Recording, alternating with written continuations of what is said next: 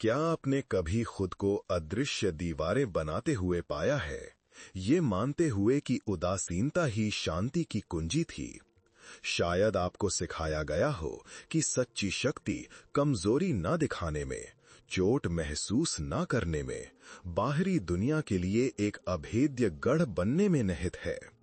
लेकिन क्या होगा अगर वो कवच जिसे तुम्हें बचाने के लिए सावधानी से गढ़ा गया था, वास्तव में तुम्हें अलग थलग कर रहा हो, तुम्हारा दम घोंट रहा हो, तुम्हें सांस लेने से रोक रहा हो?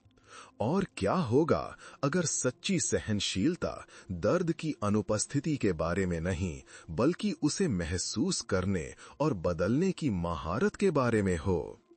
एक प्राचीन मार्ग है जिसे कई लोग भूल चुके हैं। ये ठंडी उदासीनता से कहीं अधिक गहरी और प्रामाणिक शक्ति का वादा करता है। मेरे अपने जीवन में एक ऐसा दौर था जब उदासीनता शब्द लगभग एक मंत्र था।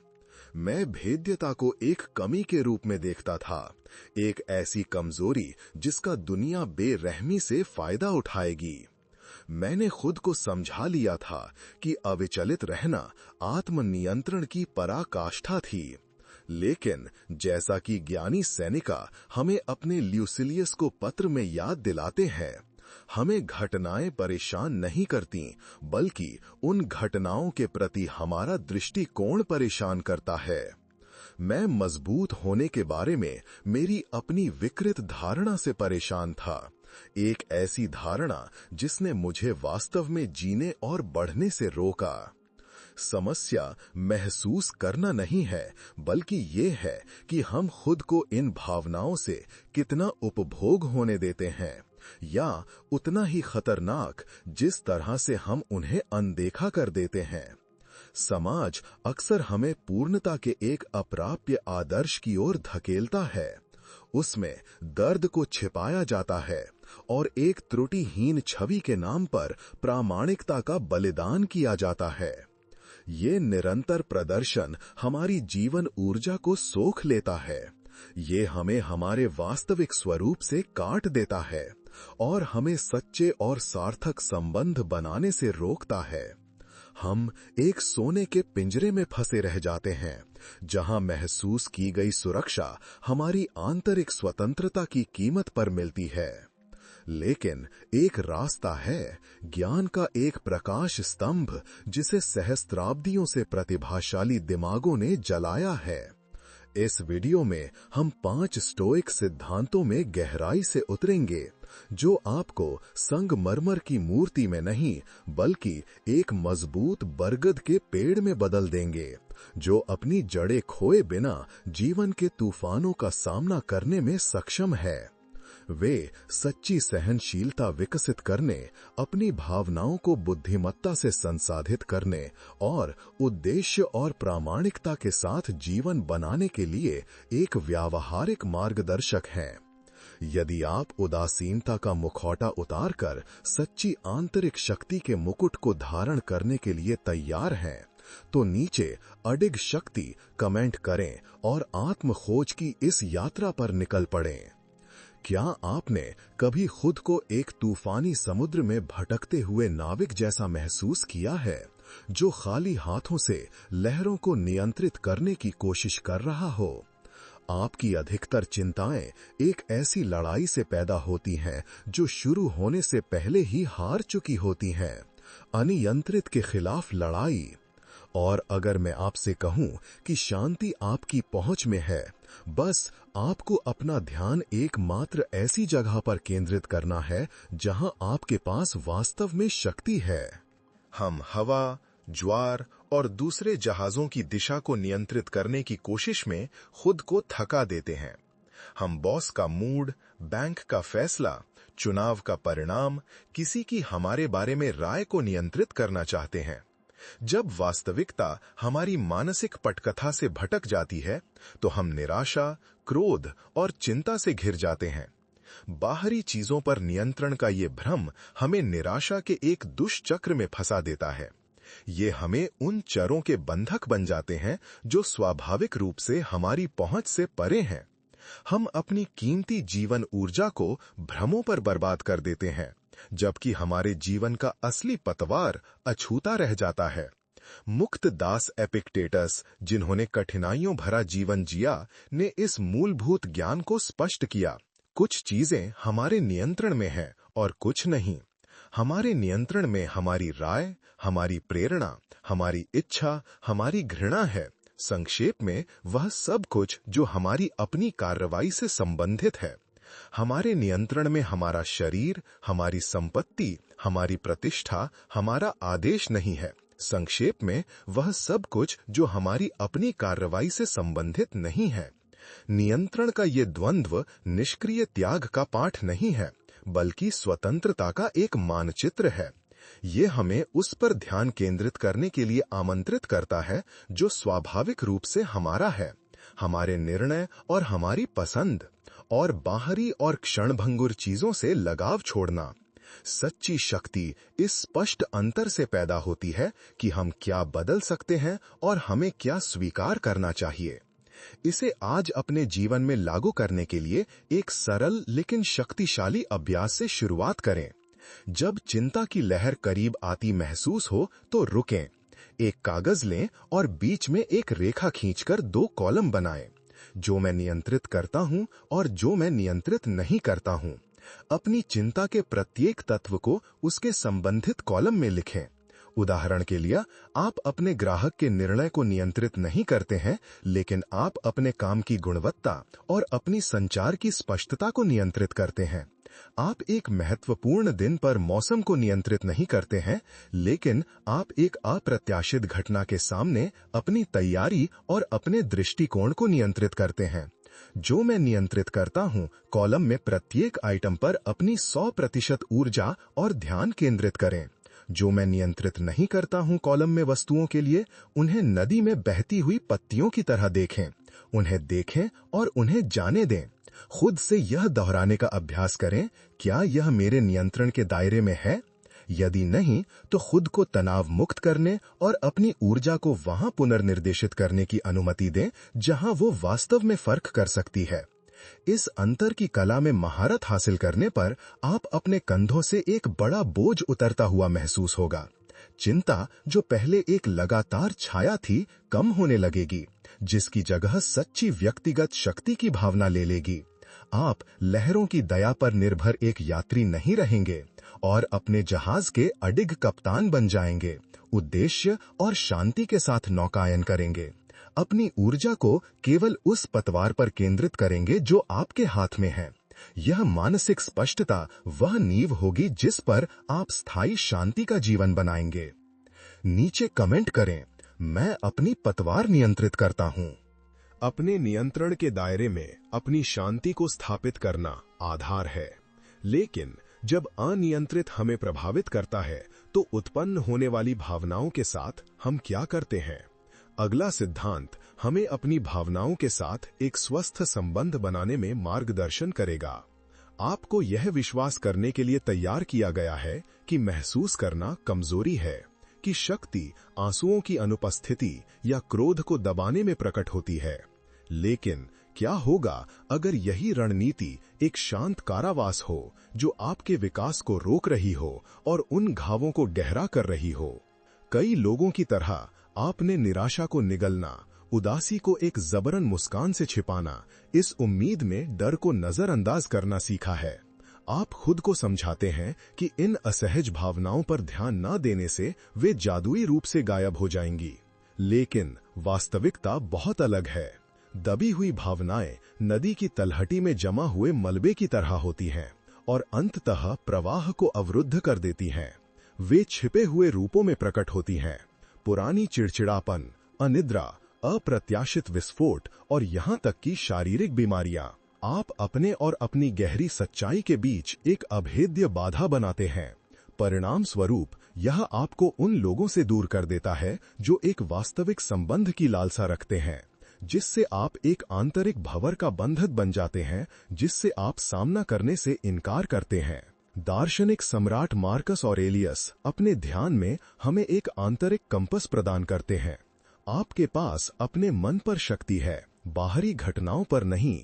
इसे महसूस करें और आपको शक्ति मिलेगी। स्टोइक्स भावनाओं के उन्मूलन का प्रचार नहीं करते थे, बल्कि उन पर महारत हासिल करने का प्रचार करते थे। वे हमें अपनी भावनाओं को लगभग वैज्ञानिक दूरी के साथ एक निष्पक्ष पर्यवेक्षक की तरह देखने के लिए आमंत्रित करते थे, बिना उन्हें हमें आवेगी और तार्किक प्रतिक्रियाओं की ओर खींचने की अनुमति दिए। विचार ये नहीं है कि महसूस न करें, बल्कि महसूस करना लेकिन हावी न होना। यह एक प्रत्येक भावना की जड़ की जांच करना है, उन निर्णयों पर सवाल उठाना है जो उन्हें पोषित करते हैं, ताकि फिर तर्क और सद्गुण के साथ कार्य किया जा सके। आज इस भावनात्मक जाल को निष्क्रिय करने के लिए सचेत आत्म अवलोकन का अभ्यास अपनाएं। जब एक तीव्र भावना उत्पन्न हो, चाहे वो क्रोध, उदासी, भय या निराशा हो, तो उसे दबाने या तुरंत प्रतिक्रिया करने की ऑटोमैटिक प्रवृत्ति का विरोध करें। इसके बजाय रोकें, एक शांत जगह खोजें, एक पल के लिए आंखें बंद करें और अपना ध्यान भीतर की ओर मोड़ें। खुद से पूछें, मेरे शरीर में मैं इस भावना को कहाँ महसूस कर रहा हूँ? यह क्या शारीरिक संवेदनाएं पैदा करती हैं? इस सटीक मोमेंट में मेरे मन में क्या विचार चल रहे हैं? निर्णय न लें, बस देखें। सेनेका ने चेतना की रात की परीक्षा का सुझाव दिया, एक डायरी जहां आप लिखते हैं कि आपको क्या परेशान किया और क्यों। खुद को भावना को पूरी तरह महसूस करने दें, एक लहर की तरह जो आती है और गुजर जाती है, उससे चिपकने बिना। महत्वपूर्ण अंतर याद रखें, आप क्रोध महसूस करते हैं, लेकिन आप आपका क्रोध नहीं हैं। भावना को पहचानें और मान्य करके बिना उससे पहचान बनाए आप अपनी शक्ति पुनः प्राप्त करते हैं। इस प्रकार आप तर्क और सद्गुण पर आधारित प्रतिक्रिया चुन सकते हैं, न कि अंधा आवेग पर। इस अभ्यास में महारत हासिल करने पर आपकी भावनाएं मनमौजी तानाशाह नहीं रहेंगी और मूल्यवान संदेशवाहक बन जाएंगी।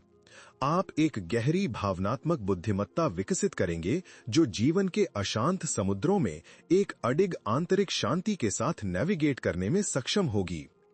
आपकी शक्ति भावनाओं की अनुपस्थिति से नहीं, बल्कि उन्हें पूरी तरह से महसूस करने और फिर भी बुद्धिमत्ता, अखंडता और उद्देश्य के साथ कार्य करने की आपकी क्षमता से आएगी।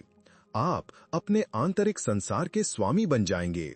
अपनी भावनाओं का अवलोकन करना स्वतंत्रता के लिए एक महत्वपूर्ण कदम है, लेकिन इस स्वतंत्रता को स्थायी बनाने के लिए हमें अपने आत्मसम्मान के स्रोत को फिर से परिभाषित करने की आवश्यकता है।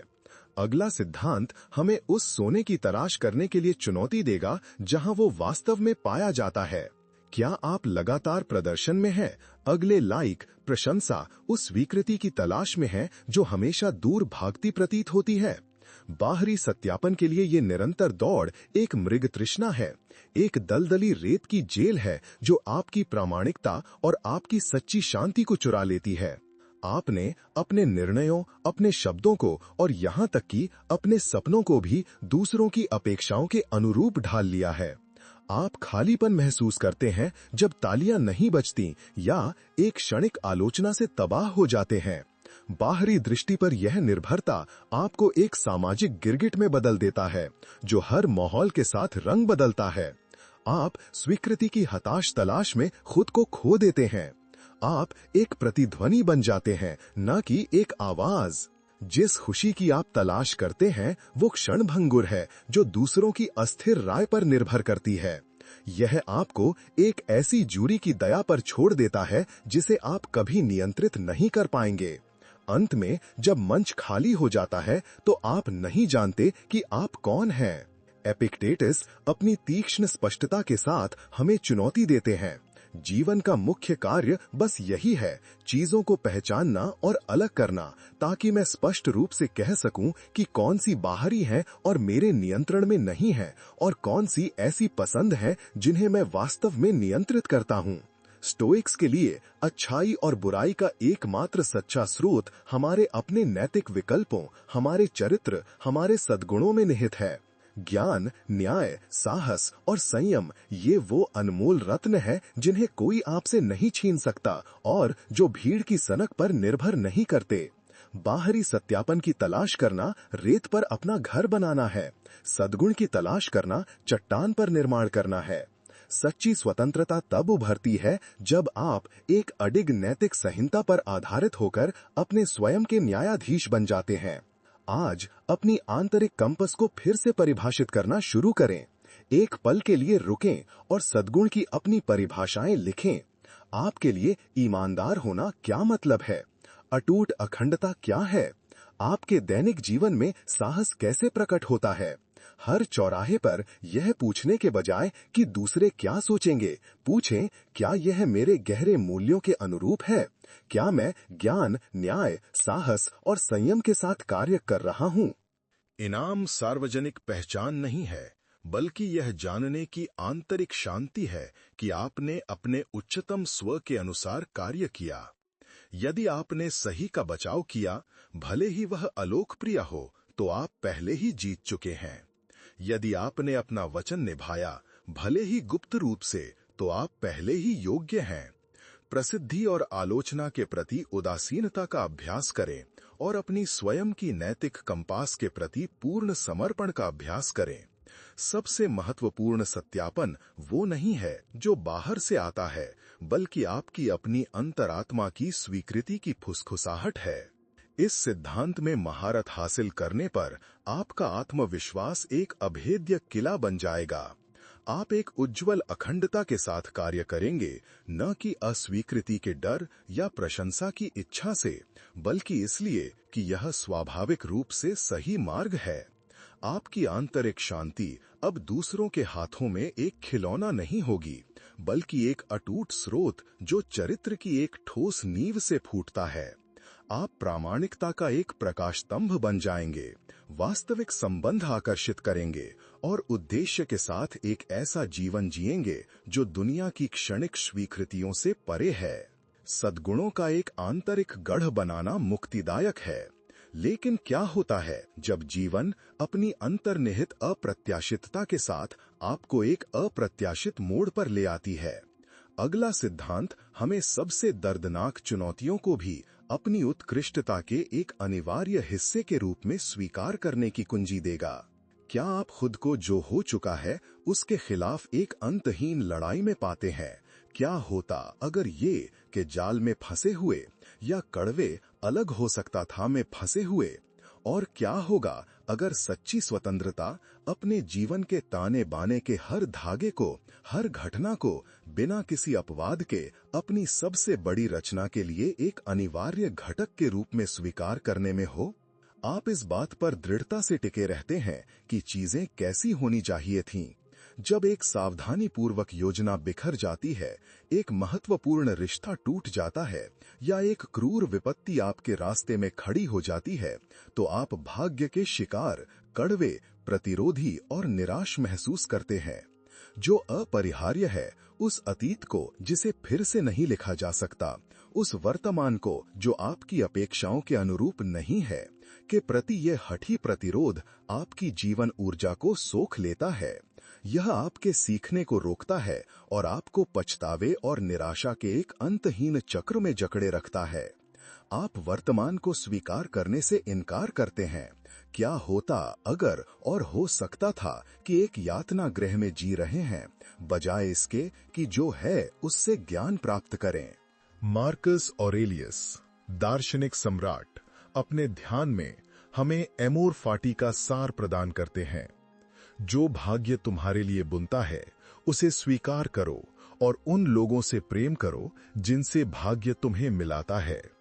यह निष्क्रिय त्याग या उदासीनता का आह्वान नहीं है, बल्कि जीवन में जो कुछ भी आता है उसकी एक सक्रिय, लगभग आनंदमय स्वीकृति है। यह प्रत्येक बाधा को विकास के अवसर में, प्रत्येक झटके को गहरे ज्ञान के लिए एक सीढ़ी में बदलने की कला है। एमोर फाटी हमें जीवन को यादृच्छिक घटनाओं की एक श्रृंखला के रूप में नहीं, बल्कि एक सुसंगत कथा के रूप में देखने सिखाता है, जहां प्रत्येक अध्याय, चाहे वह कितना भी दर्दनाक क्यों ना हो, कहानी की समग्रता और सुंदरता के लिए आवश्यक है। जो क्रिया को रोकता है वह क्रिया को आगे बढ़ाता है। जो रास्ते में आता है वही रास्ता बन जाता है, वह हमें बताते हैं। आज अपने जीवन में एमोर फाटी को शामिल करने के लिए विपत्ति के सामने अपनी आंतरिक कथा को बदलना शुरू करें। जब कुछ अप्रत्याशित और चुनौतीपूर्ण हो तो विलाप या आत्मदया में डूबने के बजाय रुकें। जमीन पर पैर जमाकर खुद से पूछें, यह विशेष रूप से मेरे लिए कैसे उपयोगी हो सकता है? इस अनुभव से मैं क्या सबक सीख सकता हूं, चाहे वह कितना भी कड़वा क्यों ना हो? मैं इस स्थिति का उपयोग खुद का एक मजबूत, अधिक बुद्धिमान या अधिक दयालु संस्करण बनने के लिए कैसे कर सकता हूं? उदाहरण के लिए, यदि आपकी नौकरी छूट जाती है तो केवल नुकसान देखने के बजाय एक नया प्रोफेशनल रास्ता तलाशने, नए कौशल विकसित करने या अपनी प्राथमिकताओं का पुनर्मूल्यांकन करने का अवसर देखें। यदि कोई परियोजना विफल हो जाती है तो यह सिर्फ एक विफलता नहीं है, बल्कि आपकी भविष्य की रणनीतियों को परिष्कृत करने के लिए एक सीखने का लैबोरेटरी है। यह केवल जो होता है उसे स्वीकार करना नहीं है, बल्कि उस अनुभव को प्यार करने का एक तरीका खोजना है। इसे अपनी व्यक्तिगत गाथा का एक अनिवार्य हिस्सा मानना है। दुर्भाग्य के जहर को विकास की दवा में बदल दें। एमोर फाटी के अभ्यास में महारत हासिल करने पर विपत्ति एक ऐसे दुश्मन के रूप में नहीं रहेगी जो आपको गिराता है, और एक शिल्पकार बन जाएगी जो आपको गढ़ता है। आप एक असाधारण सहनशीलता विकसित करेंगे। प्रत्येक चुनौती को दंड के रूप में नहीं, बल्कि एक छिपे हुए उपहार के रूप में अपने चरित्र को गढ़ने का एक अनूठा अवसर मानना। आपका जीवन एक सतत उत्कृष्ट कृति में बदल जाएगा, जहां हर ब्रश स्ट्रोक, चाहे वो प्रकाश का हो या छाया का, आपकी अंतिम बस्ती की समग्रता और गहराई में योगदान देगा। आप अडिग बन जाएंगे, इसलिए नहीं क्योंकि आप महसूस नहीं करते, बल्कि इसलिए क्योंकि आप जीवन में मिलने वाली हर चीज को अपनाते हैं। अपने भाग्य से प्रेम करना आपको अतीत के बंधनों और भविष्य के डर से मुक्त करता है, पर इस स्वतंत्रता को पूर्ण बनाने के लिए हमें यह समझना होगा कि इन सिद्धांतों को अपने सबसे अंतरंग और महत्वपूर्ण संबंधों में कैसे लागू किया जाए।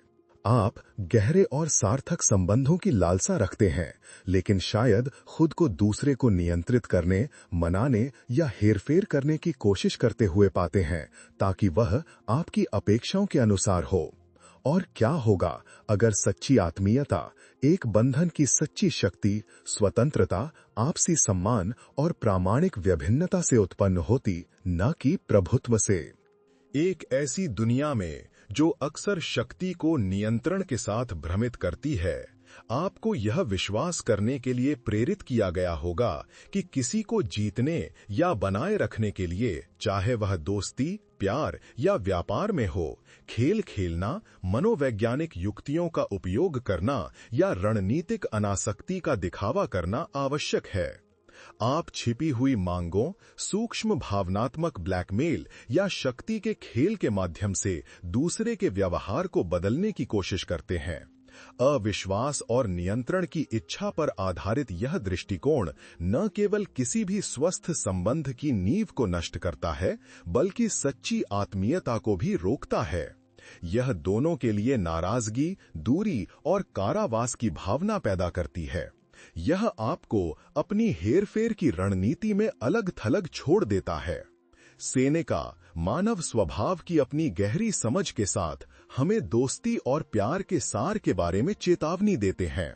स्टोइक्स सभी मानवीय बातचीत में सद्गुण, तर्क और परोपकार को महत्व देते थे। वे हमें अपने स्वयं के चरित्र पर ध्यान केंद्रित करने, न्याय और उदारता के साथ कार्य करने के लिए प्रोत्साहित करते थे, बिना वापसी की अपेक्षाओं या दूसरों की गतिविधियों पर नियंत्रण के प्रयासों के। उनके लिए प्रामाणिक संबंध दूसरे की स्वायत्तता के सम्मान और बिना किसी बंधन के स्वयं को समर्पित करने में फलते फूलते हैं।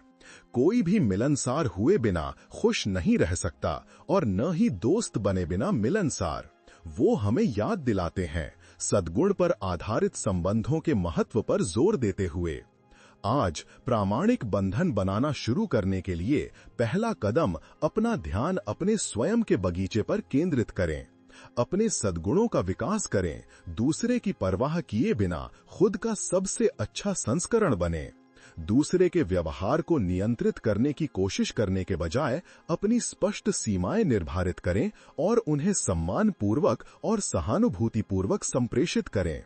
सक्रिय श्रवण का अभ्यास करें। दूसरा जो कहता और महसूस करता है उस पर वास्तविक ध्यान दें। उनकी भावनाओं को मान्य करते हुए बिना उनकी गतिविधियों या विचारों से सहमत हुए। समर्थन और करुणा प्रदान करें, लेकिन अपनी अखंडता बनाए रखें। कंट्रोल के द्वंद्व को याद रखें। आप अपनी गतिविधियों और प्रतिक्रियाओं को नियंत्रित करते हैं, न कि उसकी। यदि कोई संबंध प्रामाणिकता, आपसी सम्मान और स्वतंत्रता के आधार पर नहीं पनपता है, तो यह, चाहे कितना भी दर्दनाक क्यों न हो, आपके नियंत्रण से बाहर है। ईमानदार संचार, अच्छी तरह रखी गई भेद्यता और दूसरे की व्यक्तिगतता के लिए बिना शर्त सम्मान के स्तंभों पर संबंध बनाने पर ध्यान दें, न कि शक्ति के खेल या हेरफेर की दलदली रेत पर। प्रामाणिक संबंधों की इस कला में महारत हासिल करने पर आपके संबंध गहरे होंगे और सच्ची शक्ति और विकास के स्रोत बन जाएंगे। आप ऐसे लोगों को आकर्षित करेंगे जो आपके सार को महत्व देते हैं, जो आपकी स्वायत्तता का सम्मान करते हैं और जो आपसी विकास की यात्रा में आपके साथ चलना चाहते हैं। आपके बंधन सद्गुण और स्वस्थ संचार की अडिग चट्टान पर बनेंगे, न कि हेर-फेर के नाजुक भ्रम पर। आप एक सच्ची आत्मीयता का अनुभव करेंगे, जहां खुद होना सबसे बड़ा उपहार है जो आप दे सकते हैं। यदि आप प्रामाणिक संबंधों को महत्व देते हैं, तो लाइक करें। हम इस परिवर्तनकारी यात्रा के अंत तक पहुंच गए हैं, लेकिन ये आपके नए जीवन की प्रस्तावना मात्र है। हमने 5 स्टोइक सिद्धांतों को दोहराया, जो एक अडिग आंतरिक शक्ति के निर्माण के लिए सच्चे स्तंभ हैं।